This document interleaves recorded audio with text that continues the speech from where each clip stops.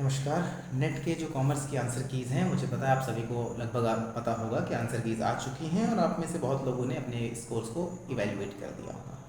अब आज इस वीडियो में हम बात ये करने वाले हैं कि क्या सेफ स्कोर हो सकता है, पॉइंट नंबर 1। पॉइंट नंबर 2 जो हम डिस्कस करने वाले हैं ये है कि अगर आप उस सेफ स्कोर के दायरे में नहीं आते हैं तो आगे क्या चीज़ें हैं जो आप कर सकते हैं या क्या नेक्स्ट स्टेप आपका होना चाहिए अगर आप किसी पर्टिकुलर लाइन में फॉलो कर रहे हैं। तो तीसरा पॉइंट में हम बात करने वाले हैं कि ऐसा हम क्या स्पेशल ऑफर करने वाले हैं आपको जो आपके लिए हेल्पफुल हो सकता है। तो वीडियो को लास्ट तक देखिए अगर आपने सितंबर वाला कॉमर्स के लिए अटेम्प्ट दिया है और आप थोड़ा कन्फ्यूजन में हैं तो पहला केस मैं बता दूं कि जो इस बार का पेपर है, पेपर 1 क्योंकि थोड़ा सा नॉन ट्रेडिशनल था। मैं ये नहीं कहूँगा कि पेपर पूरी तरह से डिफ़िकल्ट था, वो कहना बहुत ज़्यादा ओवर एम्फेसाइजिंग करना हो जाएगा। बहुत ज़्यादा डिफिकल्ट तो नहीं था, पर हाँ पेपर 1 हल्का सा नॉन ट्रेडिशनल था और पेपर 2 कुछ लाइन्स पे बच्चों को टफ लग सकता है। मैं नहीं कह रहा हूँ कि टफ है, टफ लग सकता है। ओवरऑल लेवल की बात करें तो पेपर मॉडरेट और टफ लेवल की तरफ था। एक क्वेश्चन इस बार ड्रॉप भी किया गया है। ड्रॉप क्वेश्चन का मतलब ये होता है कि अगर आपने अटेम्प्ट किया है तो उसका नंबर आपको मिलेगा, उसमें कोई कन्फ्यूजन वाली बात नहीं। अब समस्या आती है कि फिर कट ऑफ क्या हो सकता है। तो देखिए मैंने आपको पहले ही कहा था कि जब एक बार प्रोविजनल आंसर की आ जाएगी तब हम कट ऑफ का कुछ एस्टिमेशन लगा सकते हैं। तो आज हम उस स्थिति पे हैं जहाँ पे हम थोड़ा बहुत एस्टिमेट कर सकते हैं। तो कट ऑफ देखने के बाद ये बात क्लियर हो गई कि जो हम लोगों को लग रहा था, जो सब लोग कह रहे थे पेपर ईजी आया, हम लोग शुरू से कह रहे हैं कि पेपर मॉडरेट से टफ के लेवल के बीच में था, वही कट ऑफ प्रोविजनल आंसर की से भी पता चला है। बहुत ज़्यादा हैरान परेशान होने की ज़रूरत नहीं है। हम एक्सपेक्ट कर सकते हैं कि इस बार कट ऑफ जो है वो थोड़ा सा नीचे जाएगी। तो अब तो 3 कैटेगरी है, तो थर्ड कैटेगरी का तो पहले टर्म पर ही है, तो उसका स्कोर तो बहुत नीचे जाने वाला है, उसकी बात तो हम नहीं करते। बात करते हैं जेआरएफ की। जेआरएफ का कॉमर्स में पिछली बार कट ऑफ 182 नंबर्स था जनरल के लिए। बाकी आप लोग 5-10 नंबर कैटेगरी वाइज उसको नीचे कर सकते हैं। जनरल के लिए पिछली बार कट ऑफ था 182, जेआरएफ के लिए, नेट के लिए था 162। मेरा ये पर्टिकुलरली मानना है, आई एम नॉट सेइंग कि मैं 100% करेक्ट हूँ, पर पिछले पेपर को भी मैंने दिया था और मैं लगातार पेपर्स को देख रहा हूँ, उससे पहले वाले भी दिए हैं। कंपेरेटिवली मुझे ये लगा कि थोड़ा सा लेंथियर पेपर था या थोड़ा सा टफ साइड की तरफ पेपर था जो बच्चों को लग सकता है। उस हिसाब से मेरा मानना है कि कट ऑफ थोड़ी नीचे जाएगी। तो अब हम बात करें नेट के लिए सेफ स्कोर्स के लिए, तो मैं अगर बोलूँ कि अगर आप 154 और 156 के आसपास हैं, ये बहुत लोअर एस्टिमेशन है। अगर आप इसके आसपास हैं, मतलब somewhere between 154 to 164 is your net का कट ऑफ, वहाँ कहीं आएगा। मतलब एक 154 156 आप वेट कर सकते हैं, आपका चांस है कि आपका नेट हो जाए।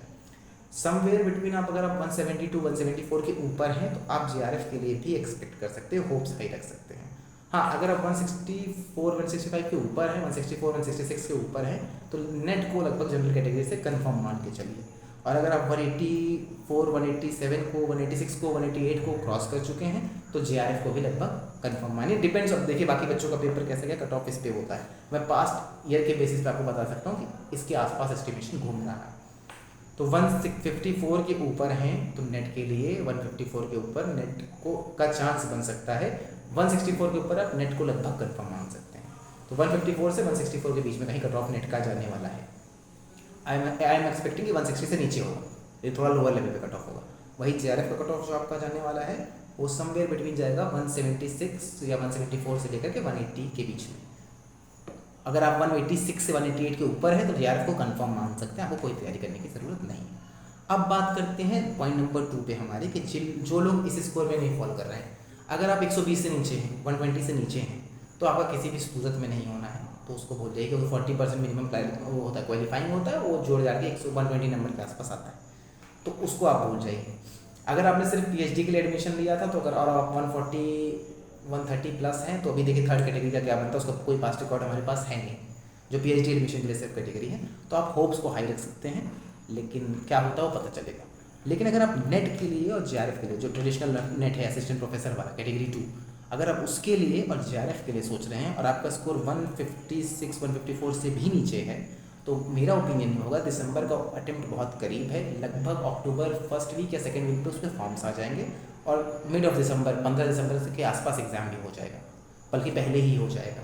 तो अब आपके पास ज़्यादा समय वेट करने के लिए या बर्बाद करने के लिए नहीं है। पॉइंट नंबर 1, दुख मनाने का समय है नहीं, क्योंकि उससे कोई लाभ होने वाला नहीं। अल्टीमेटली व्हाट इफेक्ट्स की, आप कॉमर्स के स्टूडेंट हो तो हमेशा कॉस्ट बेनिफिट देखते हो, तो आपका बेनिफिट क्या है, बेनिफिट उसमें कुछ नहीं है। तो अगर आप 154 156 से भी नीचे वाले स्कोर में हो, जनरल कैटेगरी में हो, बाकी कैटेगरीज अपना 5-10 नंबर इस हिसाब से ऊपर नीचे कर लेंगे, उससे नीचे हो तो आपको अभी से दिसंबर के अटेम्प्ट की तैयारी शुरू कर देनी चाहिए। मेरा मानना है पर्टिकुलरली अगर आप 160 तक भी हो, 170 तक भी हो तो भी शुरू कर दो। अगर आपको JRF चाहिए, अगर JRF चाहिए तो 170 तक तो वो करना ही पड़ेगा, क्योंकि अगर आप नुकसान करोगे आपको किसी ना किसी PhD इंटरव्यू में या ये सब फैक्टर्स किसी ना किसी और एग्जाम में हेल्प करेंगे। बट अगर आप तैयारी नहीं शुरू करते हो, फिर आपके पास लास्ट में वही 1.5-2 महीना बचेगा, तो कोई विशेष तैयारी हो नहीं पाएगी। अगर आपने कुछ पढ़ लिया, एक्स्ट्रा पढ़ लिया, तो आपको कोई नुकसान करने वाला नहीं है। तो तरीका ये है कि आप उसको पढ़ाई शुरू कर दीजिए दिसंबर अटेम्प्ट के लिए सीरियसली। तो अगर आप यहाँ कहीं भी ना अगर आप 120 से 160 वाले रेंज में हो तो आप बहुत इजीली एग्जाम निकाल ले जाओगे दिसंबर अटेम्प्ट वाला। अगर 120 से भी कम है तब आप देख सकते हैं 2 महीने की तैयारी के बाद फॉर्म आने की डेट के आसपास कि मुझे फॉर्म भरना चाहिए या नहीं भरना चाहिए या आगे क्या हो सकता है, ये तब के लिए सोचना है। 120 से 160 से 170 वाले रेंज वाले लोग दिसंबर अटेम्प्ट की सीरियसली तैयारी शुरू कर दें। आपका इसी अटेम्प्ट में हो जाए बहुत बढ़िया है, नहीं होता है तो कम से कम नेक्स्ट अटेम्प्ट में होंगे।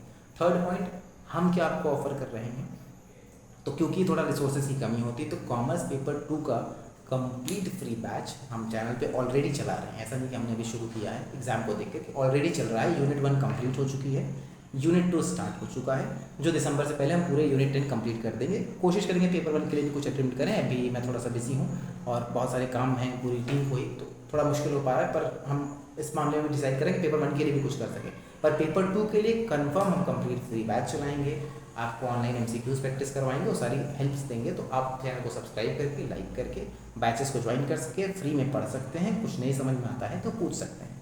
अगेन माई जो आपके लिए वो रिकमेंडेशन होगी या जो एडवाइस होगी वो यही है कि टाइम वेस्ट करके कोई फ़ायदा नहीं है। रोने के लिए तो आप ज़िंदगी भर रो सकते हैं, अब जो आपका हो गया वो हो गया अल्टीमेटली।